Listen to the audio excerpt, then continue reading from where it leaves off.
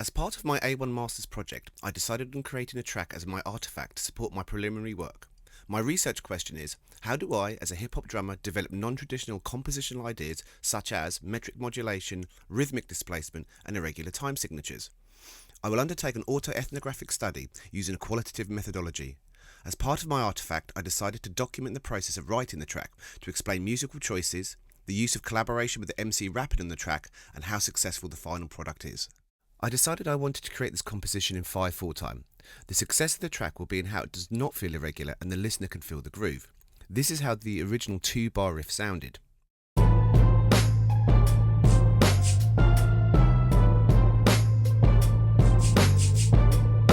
After discussing it with the rapper I will be collaborating with, we both commented on how it sounded like 50 Cent's track In Da Club. I like the fact the phrase goes over the bar line to blur the ambiguity of the time signature. I decided to keep the rhythm but change the pitches, which we both felt worked better, and this is what it sounds like.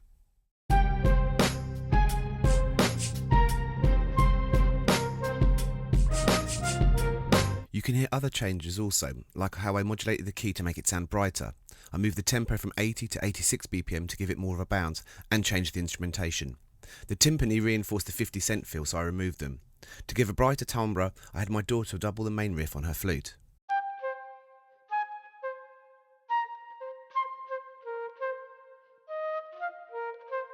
I believe all these changes make the track feel far more cohesive. The main riff eventually became the chorus. To continue to blur the lines of odd and simple meters, we thought the rhythm for the vocal should double the rhythm of the instrumentation. This would create an anchor point where the listener can hear and feel the pulse, and this is how it came out. Keep your peace drawn, feast on those who come for the last of us by law. Die or strive for your survival. The last of us, my way. The verse uses the same drum beat as the chorus to retain continuity and familiarity. As I was going for a boom bap sound, I used my Machine MIDI controller on the Shaolin kit setting, which is a direct nod to the sonic qualities of the Wu-Tang Clan. I played the drum kit part and added extra percussive elements, and it sounded like this.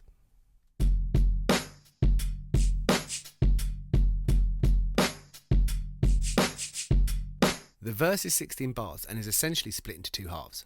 The first 8 bars are purposely more sparse. The bass is a combination of live bass and synth bass to thicken the tone. In the first 8 bars it plays very staccato to add to the empty feel, while in the second half it plays the same notes but are held to give a more legato feel.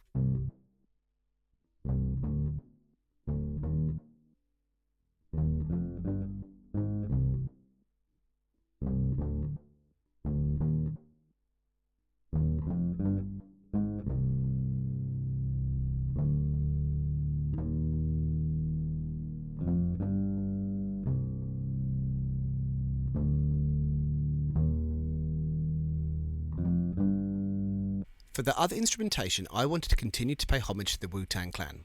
I wanted to use the same traditional Chinese instruments that they sampled from old kung fu movies. So I chose the guzheng, which is a Chinese zither.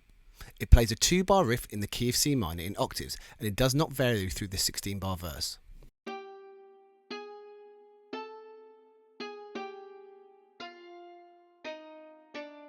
A second zither is added in the second half of the verse. It plays a 2-bar phrase, a C minor 7 chord and then a G minor 7 chord, both of which are arpeggiated. You can see from the music that the C minor 7 chord plays on beat 1, but the G minor 7 chord does not play till beat 2 of bar 2. This was a rhythmic device that Pharrell used when producing the track All Right for Kendrick Lamar.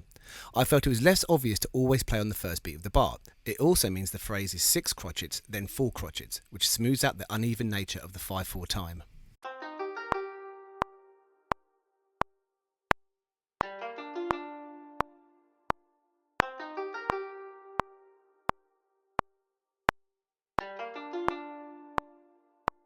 When it came to the lyrics of the verses, my friend Mark, who raps on the track, discusses here how he came up with different rhyme patterns and different flows.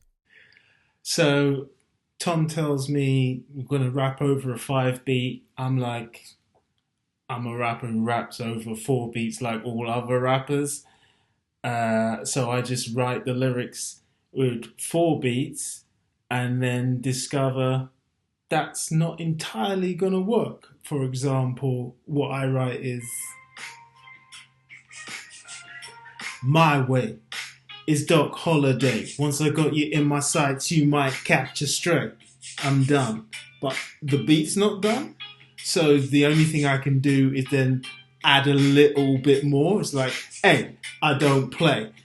And so now I filled the line, which is how I'm working out how to get a new pattern on here. So it's sideways.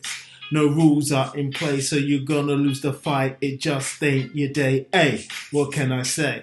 So you just keep building, building, and building. And once you get used to how much time you have, then you can start messing around with the pattern. So you start flying through, going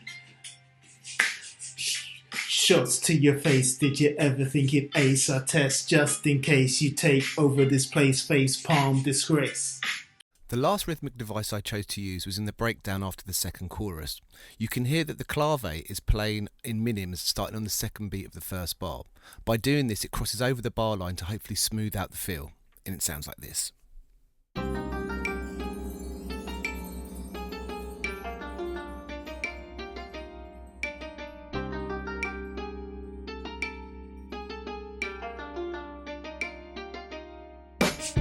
Finally, I wanted to add some turntable scratches to the track, as they are a hip-hop signifier and part of the aesthetic of the style.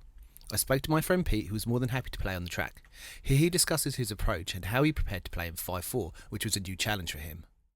So I think I'm so used to 4/4 and kind of those kind of muscle memory patterns that I sat and listened to the track quite a few times and was just trying to get the feel of it.